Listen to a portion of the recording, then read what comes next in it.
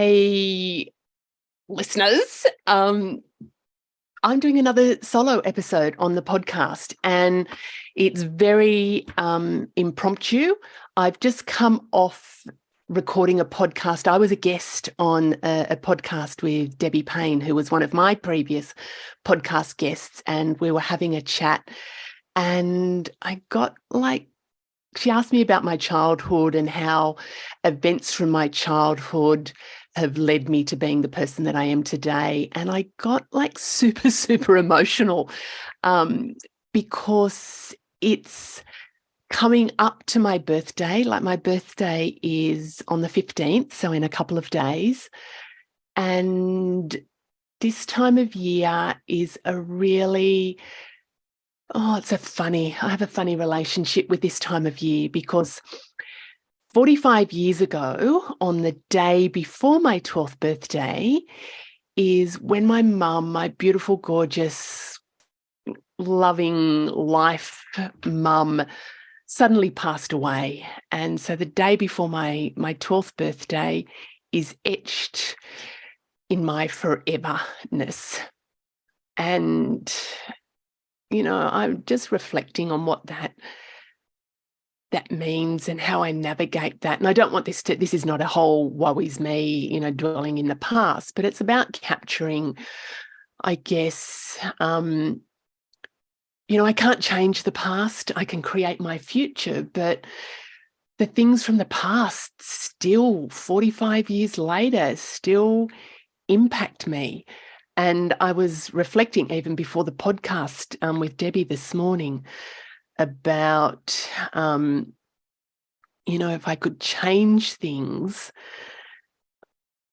I would probably change a few of those those really bad perms that I had, my girlfriend and I, when the angels came to Young, where I grew up. And my girlfriend, Cindy, hey, gorgeous, if you're listening, I won a competition to meet Doc Neeson at the local radio station and then to go and watch the Angels. But we were underaged. So to get into the club, you had to be over 18. So what Cindy and I did is we went and got our hair done. And I think that was maybe one of my first perms to make me look older so I could get in to the club and see the Angels. But it was not a good perm. It was not a good perm. And I remember another thing I would love to change is another perm that I had maybe, 10 years after that when Nicole Kidman had really spirally gorgeous, long, curly hair. One of my girlfriends was a hairdresser and I said, I really want to have hair like Nicole Kidman. Can you do a perm like that? And she said, but Catherine, you've got short hair. And I said, yeah, I still would love to have it like Nicole Kidman's. And she said, that is not gonna look great. And I said, I want you to do it. So she did a spiral perm in short hair. That was one of my biggest regrets in life. And it just, I think that's when I ended up getting it cut even shorter because it was terrible. And she said, I told you so. So if I could change that, I would change that. I would probably change, oh my gosh, some of those outfits. I remember a brown checked corduroy shirt. If I could change that, I probably wouldn't wear that. So some choices about clothes. But if I could change, man, if there was just one thing that I could change, it would be that day before my 12th birthday, things were different, that Mum didn't pass away. Because after that, and grief, for those of you that have experience grief, we all do it differently. We all do it so incredibly differently. And what I've learned is that it doesn't leave you. You learn to live with it in your heart. And it's still, oh my gosh, I've got tears, big tears coming out now. But and coming up to this time of the year, it just kind of magnifies that feeling. And also because I talked about it in the podcast this morning as well, it kind of even zoomed right in on it. And so the grief, it doesn't leave you. And the thing for me is, so this is 45 years ago. Holly, I'm turning 57 in a couple of days, and I'm all good for celebrating birthdays. That does not worry me at all. But 45 years ago, that there was no counselling. So, and I've shared this with you before in, previous iterations. There was no counselling. It was kind of like, Mum's passed away. She was 36. Holy shit, she was 36. She suffered from asthma, but not that we thought life-threatening asthma. And she had a sudden heart attack and passed away in when she was 36. So it was the shock of that. And there was no counselling, like no counselling. And it was almost like in our family, we just got on. We just got on with life. I felt like absolute shit, but I couldn't share that I felt like that. And it was just this whole quagmire of blickness. If that's I'm not sure how that will get translated into the captions, the subtitles, but it was not a great feeling. It was not a great feeling for so many years. This numbness, and it was when you talk about the grieving cycle. There's the shock, and it's kind of like that shock of what happens. Then there's the denial of, oh my gosh, that can't be true that that's happened. Then there's a whole lot of anger and resentment that your loved one has been taken away from you. And then there's you get to a period of acceptance and then being able to move on. And that all sounds very, that it happens in a linear fashion. It doesn't.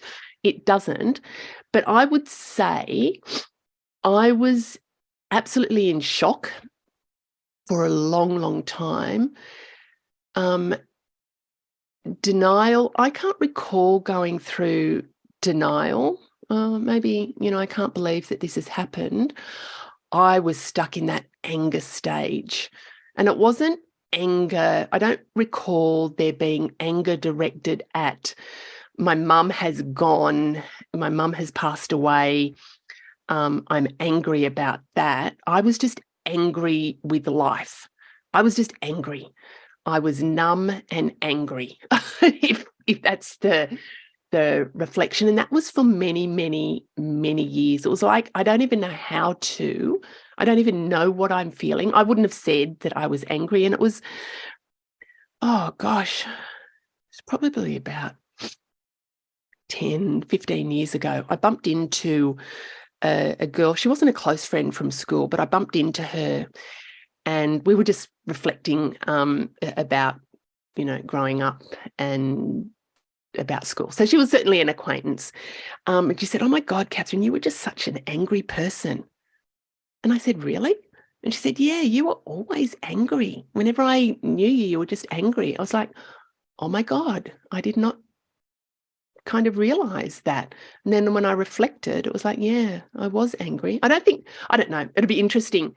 So from my girlfriends and people from that time, if what your reflections are, but I resonate more with feeling nothing, like nothing. I think maybe my behaviors displayed that I was angry and not loving life, but I don't know if I would have labelled that as to that's what I was feeling, but I can certainly reflect back on it. So when we talk about the grieving cycle, I was stuck in that stage for many, many, many years. And then through my really through the work that I was doing and being exposed when I was studying psychology and, a whole lot of different tools and techniques through my work, I was able to apply them to myself. And I did a lot of work on myself about being able to get the counselling that I needed years and years and years before. But I never, when I had the different counselling, I tried not to talk about mum because it made me too sad. And so I would kind of skirt around the issues of other things in life happening, but never really got to the root cause of a lot of what was going on for me until much later.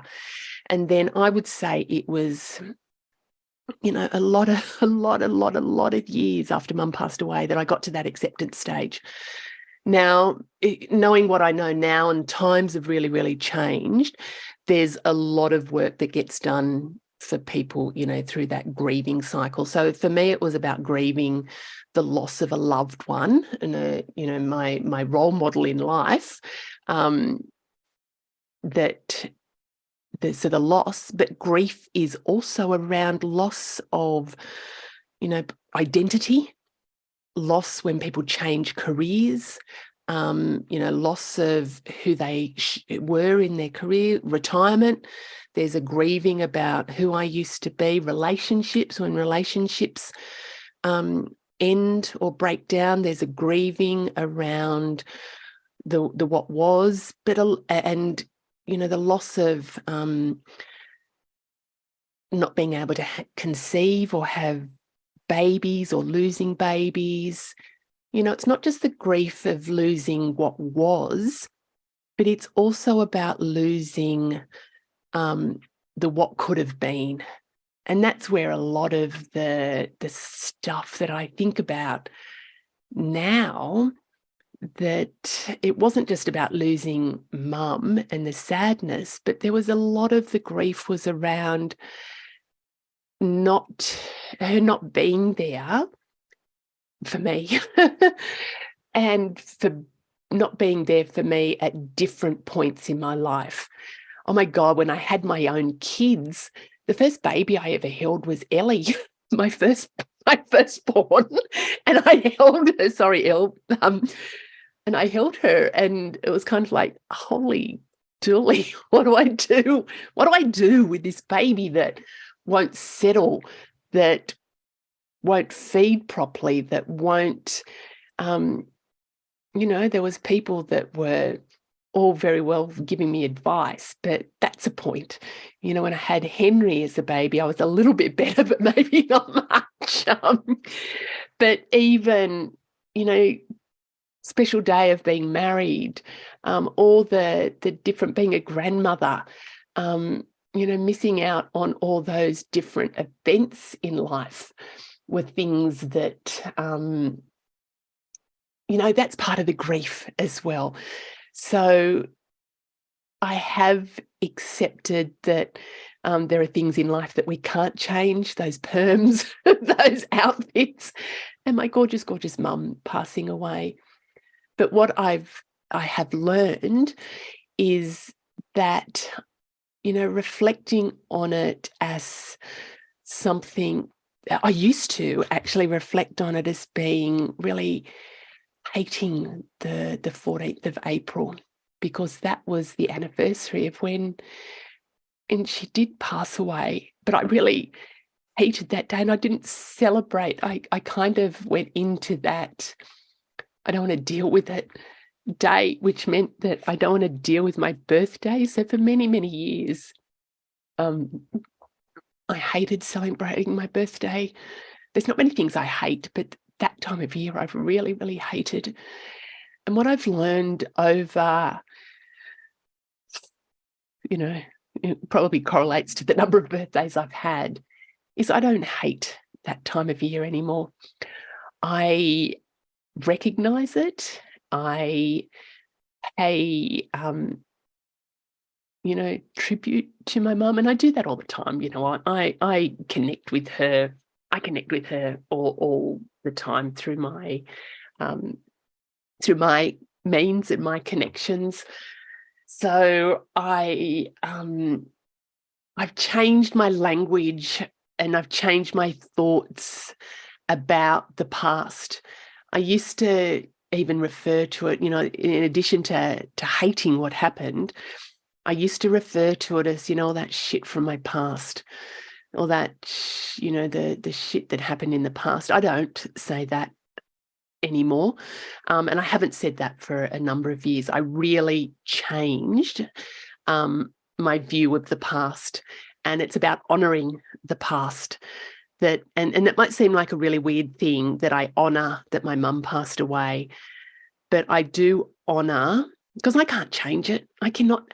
There's nothing I can do to even remotely change that.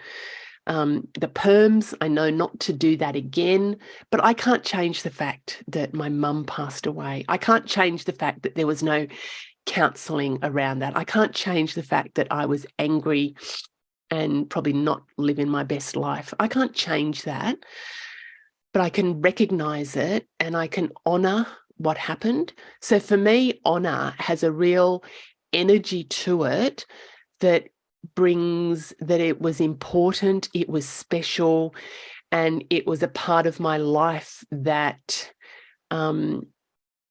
that has shaped me into who I am today. And I can see, all the events of what I've experienced have absolutely shaped me who I am today. I know not to get those perms, but I also know what it means to have something that you love so much with you one day and gone the next without any warning.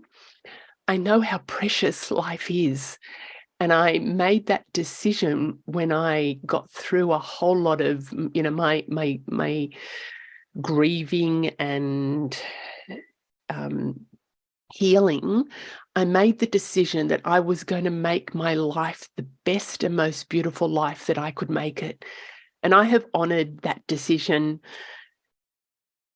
I would say, for the best part of, it's, God, 30 years, maybe. Now, not every day is roses and unicorns, and you've heard me talk about this before. And if you've listened to my last podcast solo episode, not every day is roses and unicorns. There are lots and lots of challenges that I am faced with on a personal level. And even though my mindset is about creating my best and most beautiful life, I'm a realist too. That doesn't mean that nothing challenging is ever going to happen, but what it does mean is my outlook on life, my approach to life is that I can move through those wobbly bits better, more efficiently, quicker than I was able to in the past. So it doesn't mean that the things don't happen, but it means that I have a different outlook on life now. And that is my overarching mantra, is that I am going to live my best and most beautiful life that I possibly can. So that means that gets back to decisions that I make about myself and my life. And is this going to keep me on track with living that beautiful life? Or is it going to be something that takes me away? And sometimes I don't realize that the decisions at the time might be the ones that are a little bit of a detour. But by having that overarching outlook on life, it helps me to stay on track and really to honour myself and my life and what I'm creating and the person who I am and the person who I want to be. They're conscious decisions, and they've come about from that pivotal point in my life when I was unhappy and I knew how friggin' miserable life was, and making the choice and having the courage to be able to change things. And I'm very deliberate in saying that word, having the courage, because I could have gone on and lived a life of, numbness, unhappiness, anger, and it probably would have been very, very different to what it is now. But I had the courage to step out of my comfort zone and to choose and create a different life for myself. And when I was talking with Debbie on her podcast, excuse me, she was asking about how does the events from my childhood shape who I am today. That's very much that's very much the having a happy, almost idyllic childhood to then, till up until my 12th birthday, of it being absolutely devastating and terrible and not the life I want to live, to be able to creating, turning my life around. I had some opportunities that were presented to me when I was working, and there was one woman who, she could see something in me that I couldn't even see in myself, and she was able to help me to foster and grow and develop my ability to help others. And I know, I've studied a lot in that space as well, but I know that that's absolutely my calling, and the events of my life have led me to be the person that I am, in all areas of my life, but also particularly in my business, where I'm helping other people to create their best and most beautiful lives, because I know what it feels like to be shitty and not living a great life. So you can maybe get some insight into even some of the language that I use around when I'm, happiness for life is a framework that I use when I'm working with individuals. It's about helping people to be their best versions of themselves and to be the fabulous, confident, gorgeous women that they were born to be, because we have that right. And sometimes life gets, we get off track. So it's about helping people to identify what their version of happiness is, because we can be miserable or we can be super, super happy. And I just wanted to capture that. I think what happens when I get drawn to these solo episodes of the podcast is when I'm going through something particular and sharing that with people. It's not about reliving my story just for the sake of reliving my story, but it's about where I'm at with things. And also, it's where I'm at with things. And if there's anything that comes out of the podcast that can help even one person, that's my work here is done. My work here is done. And I hope that there's some elements that might be able to help you, whatever stage of life you're at, to recognize that we can't change the past, but we can create the future.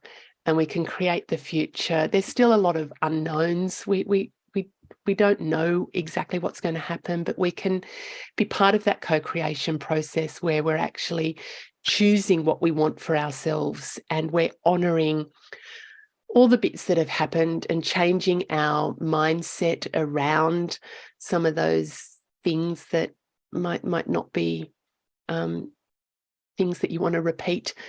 But it's about changing your mindset and your outlook.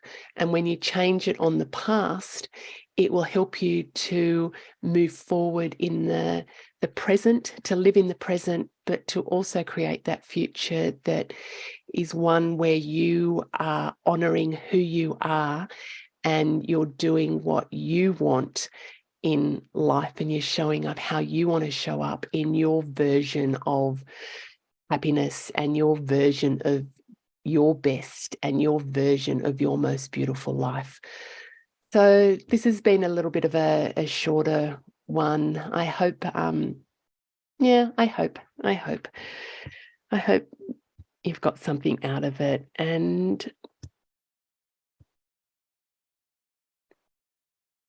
I'm just thinking,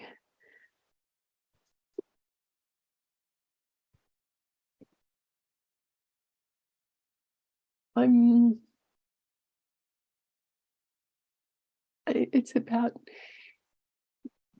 I guess the other thing that comes up is just acknowledge and allow how you're feeling. Like, I'm sad. I'm sad.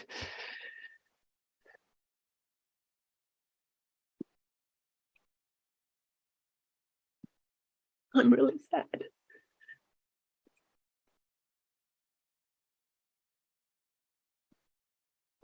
Oh my God, I do such an ugly cry.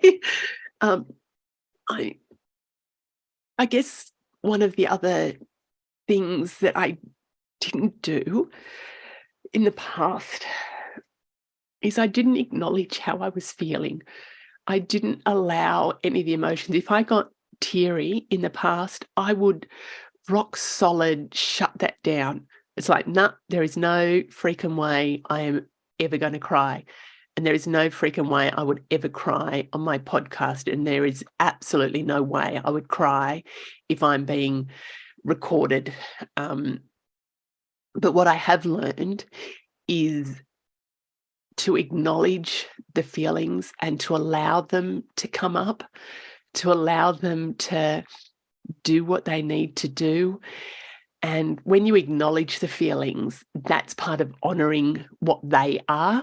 Because when you push the feelings down, you're actually saying, that's not important. I'm not going to deal with it. And I get it.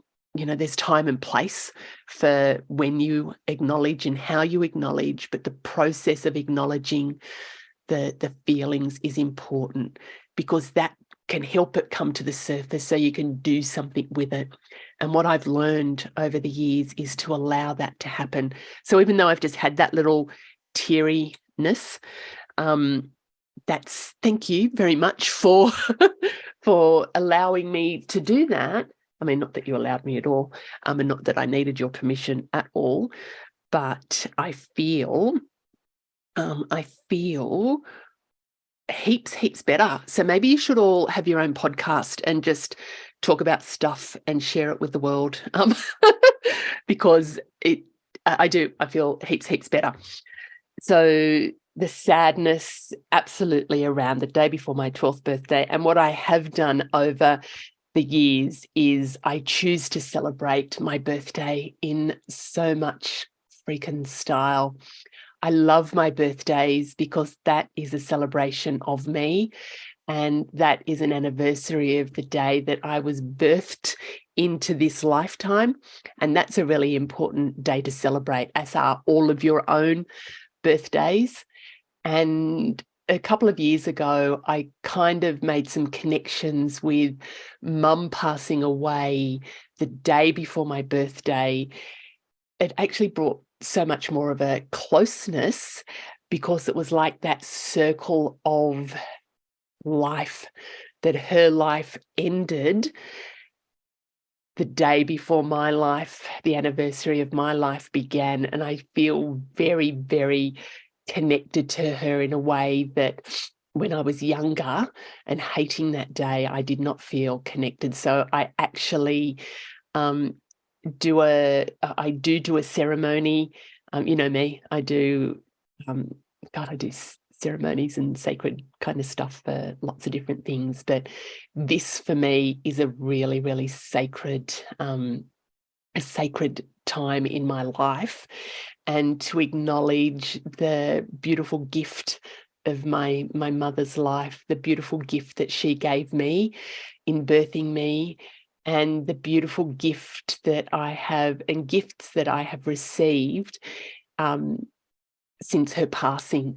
So I do feel that it is a very special day. So if you've got stuff, sorry, this is probably a little bit garbly, but if I will end it now. But if you've got stuff going on in your life, I would encourage you to allow whatever it is to come up, and so you can acknowledge and honor your feelings about things, and then even just shifting your perspective on how you view what's happening for you. And you know, that sounds like that's an easy thing to do. It's taken me a while to get to that point. So anyway, hugs and happiness and oodles of love to you. Thank you so much. Love you guys. Bye.